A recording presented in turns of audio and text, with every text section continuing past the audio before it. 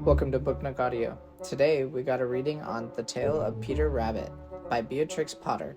Thank you so much for joining. Make sure to like and subscribe. Once upon a time, there were 4 little rabbits, and their names were Flopsy, Mopsy, Cottontail, and Peter. They lived with their mother in a sandbank underneath the root of a very big fir tree.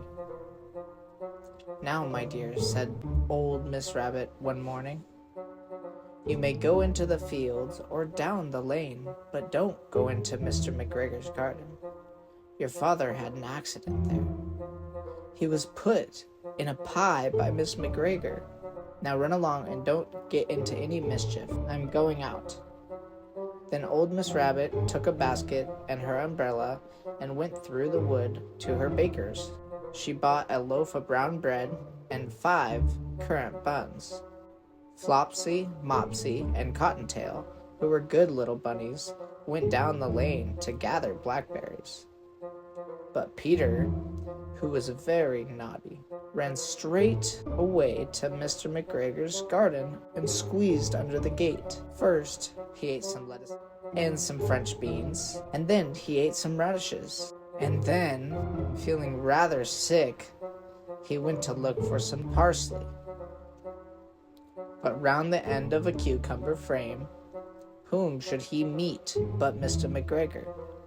Mr. McGregor was on his hands and knees planting out young cabbages, but he jumped up and ran after Peter, waving a rake and calling out, "Stop, thief!" Peter was most dreadfully frightened. He rushed all over the garden, for he had forgotten the way back to the gate. He lost one of his shoes among the cabbages.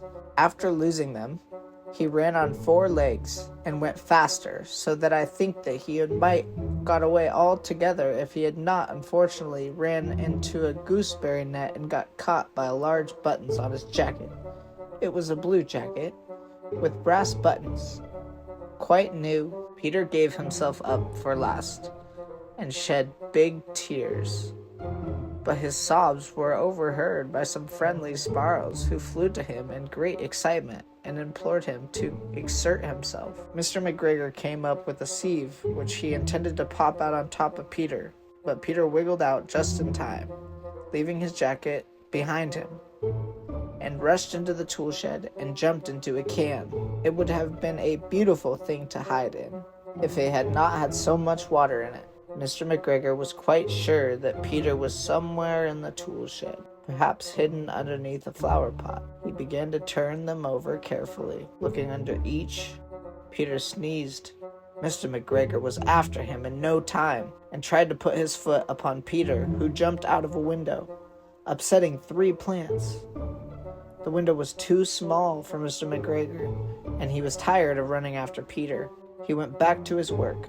Peter sat down to rest. He was out of breath and trembling with fright, and he had not the least idea which way to go. Also, he was very damp with sitting in that can. After a time, he began to wander about, going lippity-blippity, not very fast, and looking all around. He found a door in a wall, but it was locked, and there was no room for a fat little rabbit to squeeze underneath. An old mouse was running in and out the stone doorstep, carrying peas and beans to her family in the wood. Peter asked her way to the gate, but she had such a large pea in her mouth that she could not answer. She only shook her head at him. Peter began to cry. Then he tried to find his way straight across the garden, but he became more and more puzzled.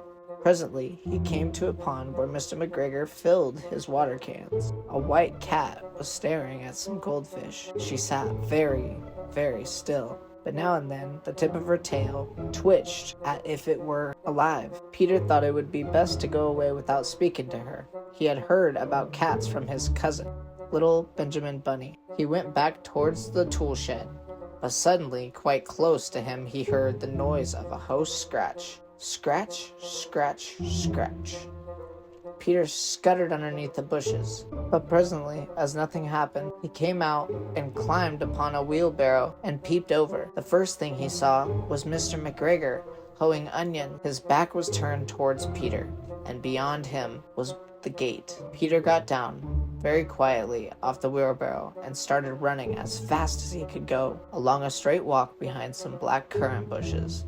Mr. McGregor caught sight of him at the corner, but Peter did not care. He slipped underneath the gate and was safe at last in the woods outside of the garden. Mr. McGregor hung up the little jacket and the shoes for a scarecrow to frighten the blackbirds. Peter never stopped running or looked behind him until he got home and to the big fir tree. He was so tired that he flopped down on the nice sand and the soft floor, the rabbit hole, and shut his eyes. His mother was busy cooking. She wondered what he had done with his clothes. It was the second little jacket and pair of shoes that Peter lost in a fortnight. I'm sorry to say that Peter was not very well during the evening. His mother put him to bed and made some chamomile tea. She gave him a dose of it to Peter, 1 tablespoon to be taken at bedtime. But Flopsy, Mopsy, and Cottontail had bread and milk and blackberries for supper.